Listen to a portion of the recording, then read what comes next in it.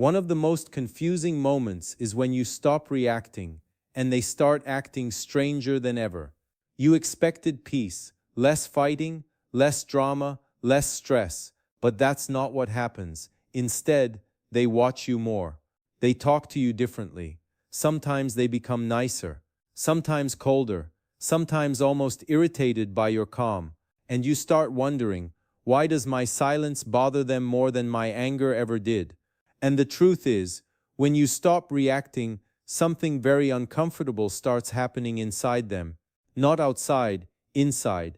It usually doesn't happen in a big moment. No big speech, no big decision, just small changes. You reply shorter. You explain less.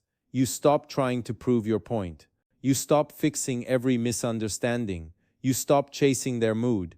And something very subtle changes, your energy. And narcissistic people are extremely sensitive to energy shifts. Even if they don't understand it, they feel it. They feel that something is different, that you are harder to pull into arguments, harder to upset, harder to control emotionally.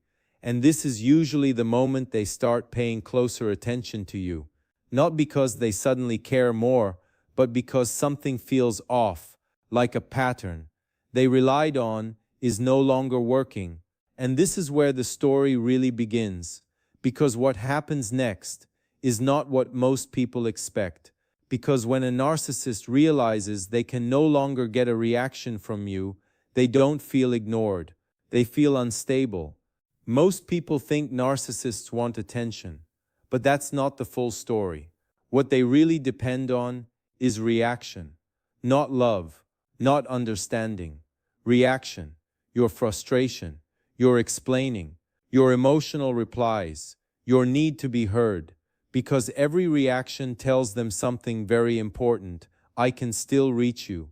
Even if the reaction is negative, even if it's anger, even if it's hurt, it still means they can move your emotions, and when someone can move your emotions, they still feel connected to your control. But when you stop reacting, something very strange happens. It feels to them like trying to push a door that suddenly won't move. They push harder, nothing. They try another way, still nothing. And slowly, that feeling starts turning into something else, not sadness, uncertainty, because now they are facing something unfamiliar, emotional distance they didn't choose, and for someone used to controlling emotional distance, that feels deeply uncomfortable. And this is where the real shift starts. Because when reaction disappears, certainty disappears with it. Because to a narcissist, no reaction doesn't feel like peace. It feels like loss of access. And when they start feeling that loss of access, the first thing that usually appears is not anger. It's something much quieter, something most people miss. At first, they don't panic. That's the part most people get wrong. First, they just notice. They notice you didn't react to something that normally upset you. Maybe a comment, maybe a tone, maybe something they said to trigger you.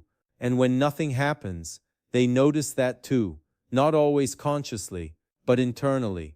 Like a small mental note, that was different. So they try something small again. Maybe a small jab. Maybe a little sarcasm. Maybe ignoring you slightly. Just enough to see if the old reaction comes back. Because part of them is thinking, maybe this is temporary. Maybe you're tired. Maybe you're distracted. Maybe you'll go back to normal tomorrow. So they wait. They observe. They test quietly. And during this phase, they're not trying to hurt you. They're trying to understand something. Why isn't this working anymore? Because what looks like silence to you looks like a broken pattern to them. And when a familiar pattern breaks, people instinctively try to fix it. And this is exactly what they start doing. Trying small things, trying old behaviors, trying familiar triggers, just to see if they can still reach you. Because when someone stops reacting, it doesn't just change the moment. It changes the predictability. But when the old triggers keep failing, something else starts happening. They stop testing quietly. And they start testing louder, because now They're no longer checking if something changed. They're trying to bring it back. And this is where things usually start changing faster. Because after a while, they realize something uncomfortable. You're not coming back. Not emotionally. Not the same way. And this is usually when the intensity increases. Not always loudly, but noticeably. Maybe they suddenly become very nice. Almost too nice. More messages, more interest, more attention. Almost like the version of them you waited for before. And for a moment, this can feel confusing. Because part of you thinks, is this real change? But something else might happen too. Sometimes they try the opposite. A colder tone, short answers, less warmth. Almost like they are pulling back emotionally. And then, sometimes they try something else. They provoke. Small things, random comments, unexpected criticism, little emotional hooks, because now they're trying something very simple, what still works. And this is usually the part people don't realize. This isn't always about hurting you. This is often about restoring certainty. Because uncertainty is extremely uncomfortable for someone used to emotional control. So they try different doors, kindness, distance, pressure, silence, just to see which one opens you again. And when none of them work, that's when the real discomfort starts. Because when someone they used to move emotionally becomes emotionally still, it feels unnatural to them.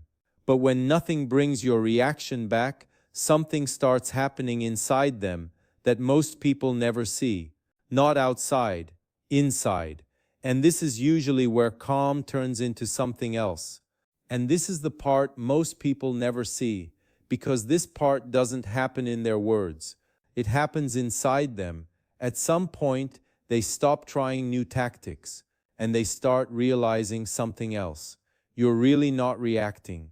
Not later, not privately, not emotionally, and this is when something uncomfortable can start growing inside them.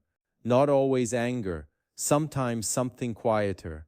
Loss of certainty, because if they can't read your emotions anymore, they can't predict you. And if they can't predict you, they can't position themselves the same way. And this is where something deeper can begin. A kind of internal pressure. Not loud, not dramatic, but very real. Because emotional control used to feel automatic, and now it doesn't. And when something that used to work suddenly stops working, the brain starts searching for answers. What changed? What did I lose? Why can't I reach them anymore? And this is where your silence can start meaning something very different to them. Not peace, not maturity, distance. Because for someone used to emotional access, lack of access can feel like rejection. And rejection can feel like loss of control. And loss of control can feel like danger. And this is usually the moment where calm on your side starts feeling like instability on theirs. Because to someone used to moving your emotions, your stillness can feel like losing influence.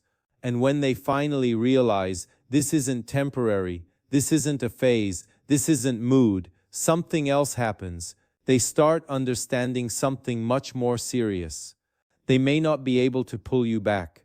And then there is usually a moment, not always visible, not always dramatic, but very real.